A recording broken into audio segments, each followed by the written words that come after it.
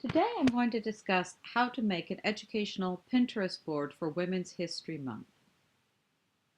This is an alternate assignment to answering the written questions that appear on the syllabus for the images in Chapter 4 of Through Women's Eyes, Early Photographs of Factory Operatives and Slave Women.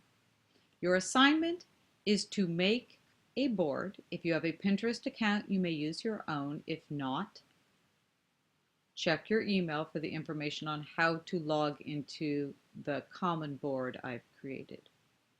You are to create a board that gives a lesson using the photographs that appear in Chapter 4. Any photographs that appear in Chapter 4 may be used. You should have images of at least 3 different kinds of women.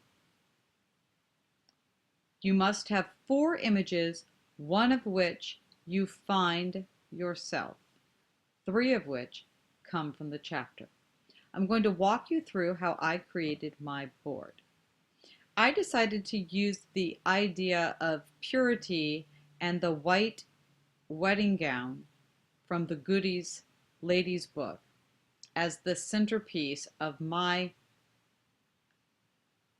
educational board. Fashion makes women's history.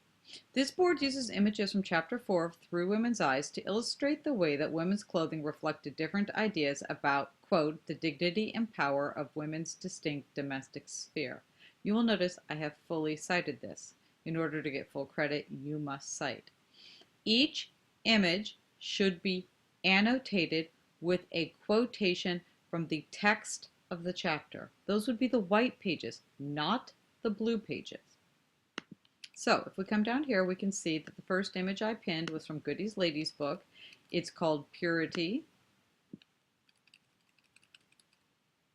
And I annotated it. Women's reputation for deeper religious sentiment was closely related to the assumption that the true woman was inherently uninterested in sexual expression, that she was pure. This was a relatively modern concept. In traditional European Christian culture, women have been considered more dangerously sexual than men. And you'll notice I use the short form of the citation here. That is fine because you have a limit to the number of characters you can put here of 500. You'll notice that I found this someplace online and pinned it from there. There's another image that I couldn't find anywhere else and I had to do myself. I'll show you how I did that. And that would be this one. This is image 2, which appears in our chapter. Whoops. Sometimes scrolling down in Pinterest is hard. Whoa, we'll look at it here. I've annotated it with a quote about the Lowell Mill girls, but then I've made an implicit comparison to the prior image. The Lowell women pose in clean dresses and clean white aprons that connote both their domesticity and purity, much as the wedding dress does in image 1. I took a photograph of the page with my cell phone, emailed myself the picture, and uploaded it using the Add Pin button over here. You can watch my other tutorials on how to add a pin. The third image is one that I found, and I found it quite striking. I just Googled Lowell Mill girls.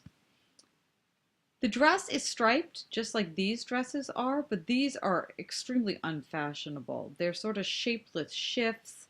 They are not with the fashionable puff sleeves. These women wear no clean aprons. I found a quote, workers were expected to increase their pace, tend more machines, and produce more cloth. This tintype of 2 Lowell workers circa 1870, because you need to put the information about this image because it's not out of the chapter, mirrors the striped dresses in image 2, but other than that bears little resemblance. These plain shifts lack any fashionable details and the women wear no crisp white aprons. These women are clearly dressed for hard work and hard work alone, as opposed to the prior image, which now seems clearly posed.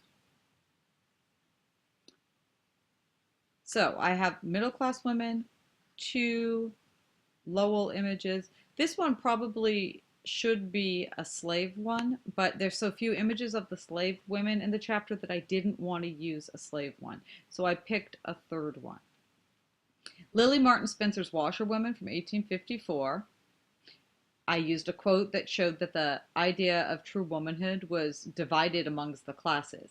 Adherence to the ideology of true woman also helped people of the middle classes to distinguish themselves from those they regarded as inferior. Spencer's model belies the gendered economy underneath the cult of true womanhood. White women needed wages to support their families. This washerwoman's white apron protects her clothing, but also marks her, like the workers in Image 2, as respectable. This took me probably around an hour. I would say it is comparable in length to doing the written question. It is a different way of showing me that you understood the information, though, so I hope that some of you at least will give it a try. I like it because I like to think that someday somebody else will be educated by the work I did.